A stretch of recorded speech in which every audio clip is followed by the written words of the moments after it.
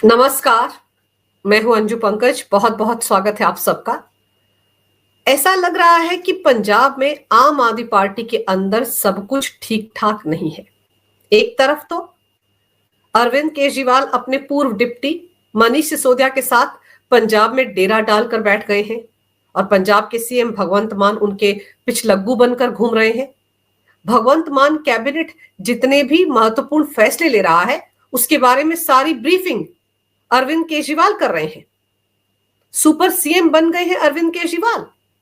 और दूसरे घोटाले अरविंद केजरीवाल एंड कंपनी का पीछा नहीं छोड़ रहे हैं। धीरे धीरे एक के बाद एक कई घोटालों पर से पर्दा उठता जा रहा है।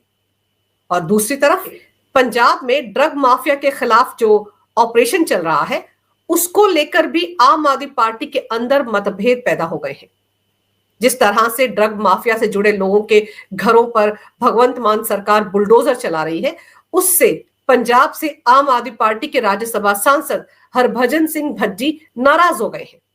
पहले तो उन्होंने बड़े जोर शोर के साथ अपनी नाराजगी दिखाई, लेकिन फिर जैसे ही आम आदमी पार्टी के नेता सोमनाथ भारती ने हरभजन सिंह भज्जी को याद दिलाया कि ये जो ड्रग माफिया है इसने पंजाब के युवाओं की जिंदगी को बर्बाद कर दिया है, इनके खिलाफ सख्त कार्रवाई होनी चाहिए, वैसे ही हरभजन सिंह भज्जी एक झटके में लाइन पर आ गए। देखिए पहले उन्होंने किस तरह से इसका विरोध किया था।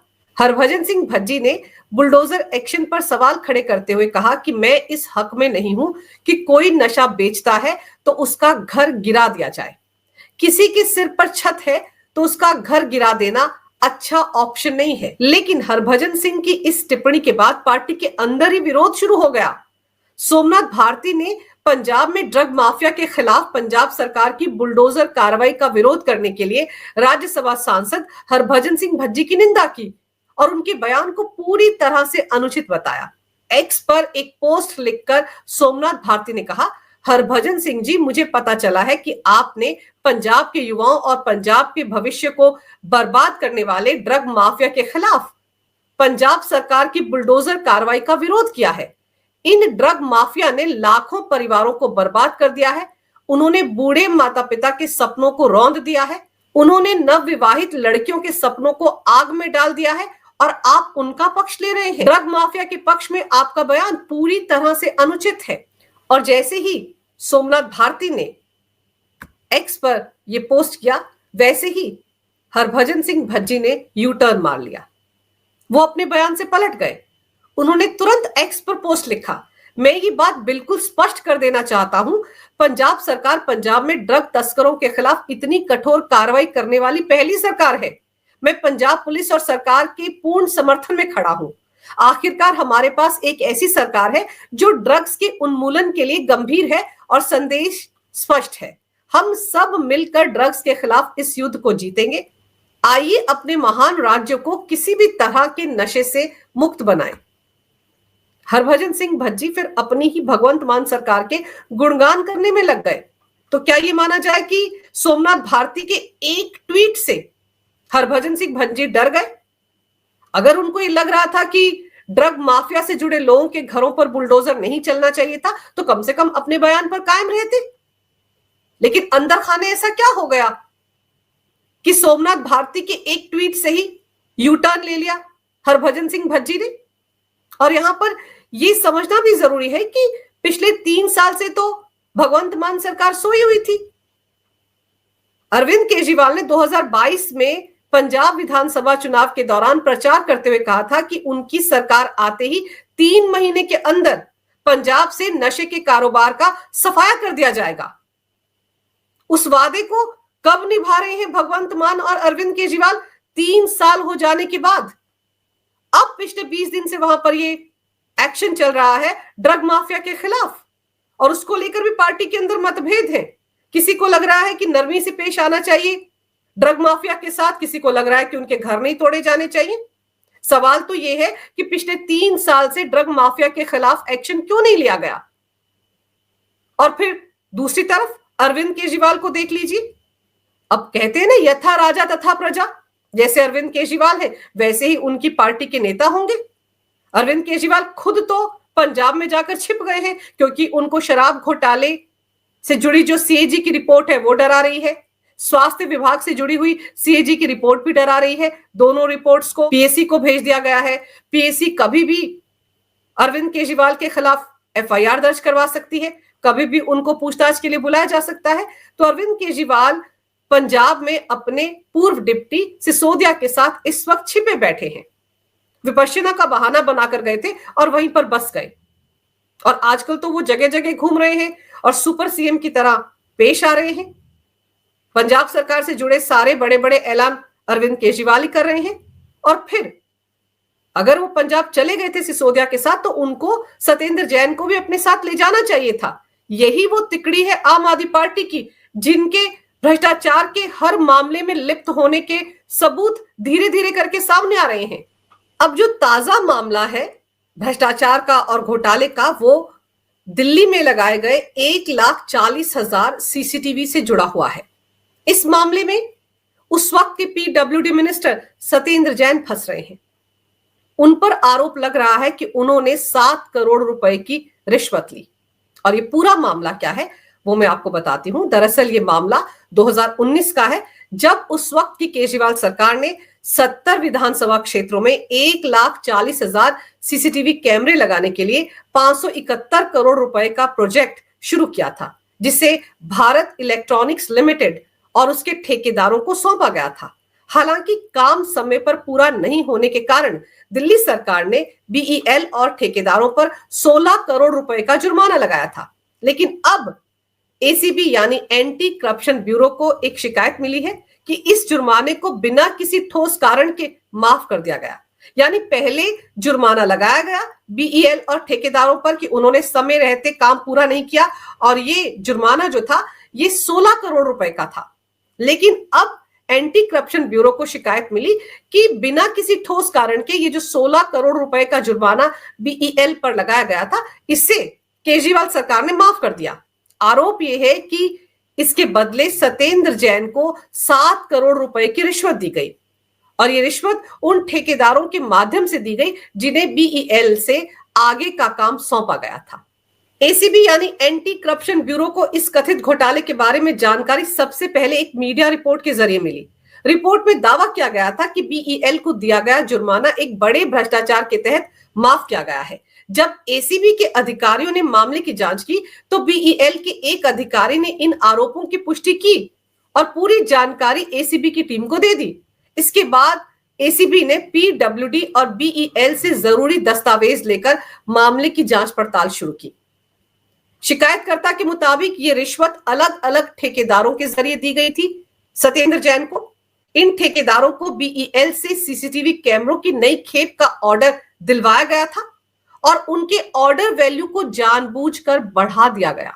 आप सोचिए किस तरह से करप्शन किया गया। इस बढ़ी हुई रकम से 7 करोड़ रुपए की रिश्वत की व्यवस्था की गई। क्योंकि सत्येंद्र जैन दिल्ली सरकार में पीडब्ल्यूडी मिनिस्टर थे, इसलिए एंटी करप्शन ब्यूरो को उनके खिलाफ एफआईआर दर्ज करने के लिए पहले सरकारी मंजूरी लेनी पड़ी। सेक्शन 17A पीओसी एक्ट के तहत यह मंजूरी लेनी पड़ी। एसीबी ने यह मंजूरी लेने के बाद सत्येंद्र जैन के खिलाफ एफआईआर दर्ज कर दी है। एसीबी ने सत्येंद्र जैन के खिलाफ यह मामला भ्रष्टाचार निवारण अधिनियम 1988 की धारा 7 और 13A के तहत दर्ज किया है। उन पर आईपीसी की धारा 120B भी लगाई गई है। एसीबी अब इस मामले की गहराई से जांच कर रही है ताकि पता लगाया जा सके कि इसमें और कौन कौन लोग शामिल थे, क्योंकि शिकायतकर्ता ने यह भी कहा है कि सीसीटीवी प्रोजेक्ट को ठीक तरीके से लागू नहीं किया गया। कई कैमरे तो शुरुआत में खराब हो गए थे, यानी गुणवत्ता पर भी सही नहीं उतरे ये सीसीटीवी कैमरे। अब एसीबी ये भी जांच कर रही है कि क्या इस सीसीटीवी प्रोजेक्ट की आड़ में और भी कई घोटाले हुए हैं। और फिर अगर सत्येंद्र जैन जो अरविंद केजरीवाल के करीबी हैं, सिसोदिया के करीबी हैं, और फिर सत्येंद्र जैन अगर 7 करोड़ की रिश्वत ले रहे हैं 16 करोड़ का जुर्माना माफ करने के लिए, तो क्या ये बात किसी के गले उतर सकती है कि अरविंद केजरीवाल को इसके बारे में कोई जानकारी ना हो? क्या सत्येंद्र जैन खुद ब खुद 7 करोड़ रुपए ढकार गए? बंदर बांट तो हुई होगी। कुछ हिस्सा आम आदमी पार्टी के बाकी नेताओं को भी मिला होगा, कुछ हिस्सा आम आदमी पार्टी के फंड में भी गया होगा।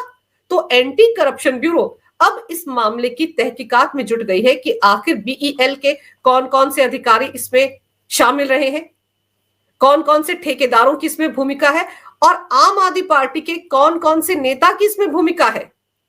ऐसे में अरविंद केजरीवाल जो इस वक्त पंजाब में मौजूद हैं, जिनको लगता है कि शराब घोटाले में या फिर स्वास्थ्य घोटाले में अगर दिल्ली पुलिस कोई कार्रवाई करती है या कोई जांच एजेंसी कार्रवाई करती है तो फिर उसे उन तक पहुंचने में काफी मशक्कत करनी पड़ेगी, क्योंकि वो तो अपने सेफ हेवन पंजाब में मौजूद है।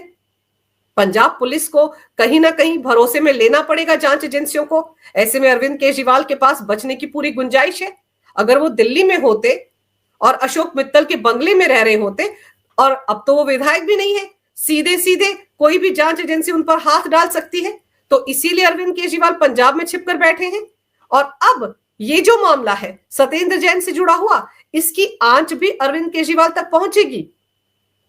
एसीबी जैसे जैसे इस मामले में जांच पड़ताल को आगे बढ़ाएगी, अरविंद केजरीवाल भी इसके दायरे में आएंगे, आम आदमी पार्टी के और नेता भी इसकी जद में आएंगे, क्योंकि एंटी करप्शन ब्यूरो को शक इस बात का है कि 1,40,000 सीसीटीवी अगर खरीदे गए तो क्या उनकी खरीद फरोख्त में भी घोटाला हुआ, क्या उनको इंस्टॉल करने में भी घोटाला हुआ। देरी हो गई उस प्रोजेक्ट को पूरा होने में, तब तो 16 करोड़ का जुर्माना लगा दिया गया और जुर्माने को माफ करने की एवज में 7 करोड़ की रिश्वत ले ली गई। तो इस पूरे कांड में और कौन कौन लोग शामिल हैं, इसका खुलासा भी बहुत जल्द होने वाला है।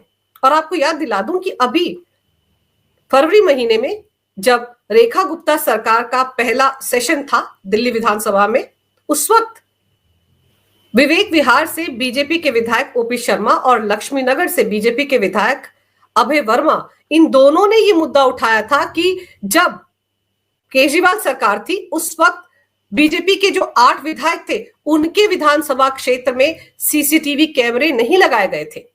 और इसकी शिकायत लेकर वो एलजीबी के सक्सेना के पास भी गए थे, मुख्य सचिव के पास भी गए थे और उन्होंने ये मुद्दा दिल्ली हाईकोर्ट में भी उठाया था। लेकिन इसके बावजूद उनके विधानसभा क्षेत्र में सीसीटीवी कैमरे नहीं लगाए गए थे, जबकि अरविंद केजरीवाल सरकार ये दावा करती रही है कि दिल्ली में 70 के 70 विधानसभा क्षेत्रों में सीसीटीवी कैमरे लगाने का काम किया गया है। और सवाल ये उठता है कि अगर 8 विधानसभा क्षेत्र छोड़ दिए गए तो उनके लिए जो सीसीटीवी कैमरे लाए गए थे वो आज की तारीख में कहां हैं, उनको कहां पर लगाया गया, क्या उस मामले में भी कोई घोटाला हुआ है। और इस वक्त दिल्ली के जो पीडब्ल्यूडी मिनिस्टर है प्रवेश वर्मा, उन्होंने विधानसभा के अंदर कहा था कि वो इस मामले की जांच पड़ताल करवाएंगे, पता लगाएंगे कि जो कैमरे 8 विधानसभा क्षेत्रों के लिए आए जो बीजेपी के विधायकों के थे, वहां पर क्यों सीसीटीवी कैमरे नहीं लगाए गए। और जब नए सिरे से सीसीटीवी कैमरे लगाने का काम शुरू होगा तब प्रायोरिटी पर उन इलाकों में सीसीटीवी कैमरे इंस्टॉल किए जाएंगे। तो अब इस मामले में भी आम आदमी पार्टी बुरी तरह से फंस गई है। सत्येंद्र जैन के खिलाफ एफआईआर दर्ज हो चुकी है, वैसे भी वो मनी लॉन्ड्रिंग केस में जमानत पर चल रहे हैं। और फिर स्वास्थ्य विभाग में जो घोटाला हुआ है, मोहल्ला क्लिनिक्स के नाम पर जो घोटाला हुआ है, उसमें भी सत्येंद्र जैन की दिक्कतें बढ़ने वाली हैं, क्योंकि सीएजी की रिपोर्ट पीएससी को सौंपी गई है, स्वास्थ्य विभाग की भी, और उसमें भी बहुत जल्द सत्येंद्र जैन के खिलाफ एफआईआर दर्ज हो सकती है, उनको पूछताछ के लिए बुलाया जा सकता है। और फिर उनके मामले में तो राष्ट्रपति महोदया ने भी ग्रीन सिग्नल दे दिया है कि उनके खिलाफ केस दर्ज किया जा सकता है, क्योंकि जिस वक्त वो केस दर्ज किया गया था मोहल्ला क्लिनिक का, उस वक्त सत्येंद्र जैन विधायक थे, मंत्री थे। आज की तारीख में भले ही वो ना विधायक हो ना मंत्री हो, लेकिन उस वक्त चूंकि वो विधायक थे, संवैधानिक पद पर थे, इसलिए उनके खिलाफ केस चलाने के लिए हायर अथॉरिटी से जांच एजेंसियों को परमिशन लेने की जरूरत थी। तो किसी भी वक्त इस नए घोटाले में सत्येंद्र जैन की अब गिरफ्तारी हो सकती है, और सत्येंद्र जैन फंसेंगे तो फिर ये मानकर चलिए कि अरविंद केजरीवाल भी नहीं बच पाएंगे और सिसोदिया भी नहीं बच पाएंगे। तो धीरे धीरे करके पिछले 10 साल में आम आदमी पार्टी ने जो घोटाले किए हैं दिल्ली में, उनकी पोल पट्टी खुलने का काम शुरू हो गया है। पेंडोरा बॉक्स है जो धीरे धीरे करके खुल रहा है। और फिर 12 सीएजी की रिपोर्ट्स तो अभी विधानसभा के अंदर टेबल की जानी है। उन मामलों में भी केंद्र में केजरीवाल ही है। यही वजह है कि अरविंद केजरीवाल दिल्ली नहीं आने वाले, वो पंजाब में ही रहेंगे। और फिर वो क्या कहते हैं, बकरे की अम्मा कब तक खैर मनाएगी, एक ना एक दिन तो उसको कटना ही होगा। और यहां पर तो बात भ्रष्टाचार के एक मामले की नहीं है, अगर एक मामला हो, एक घोटाला हो तो भी बात समझ में आती है। यहां तो घोटालों का अंबार लगा हुआ है। किस किस मामले में अरविंद केजरीवाल खुद को बचाएंगे और किस किस मामले के लिए वो ये कहेंगे कि देखिए बदले की भावना से काम कर रही है मोदी सरकार, बदले की भावना से रेखा गुप्ता सरकार काम कर रही है। तो ये तो इब्तदाए इश्क है, रोता है क्या, आगे आगे देखिए होता है क्या। अगर आपको ये वीडियो अच्छा लगे तो कृपया इसे लाइक करें, शेयर करें। अगर आप पहली बार मेरे चैनल पर आए हैं तो कृपया मेरे चैनल को सब्सक्राइब करना ना भूलें, मेरे चैनल को अपना पूरा समर्थन दें। ये वीडियो देखने के लिए बहुत बहुत धन्यवाद। नमस्कार, भारत माता की जय हो, वंदे मातरम, जय श्री राम।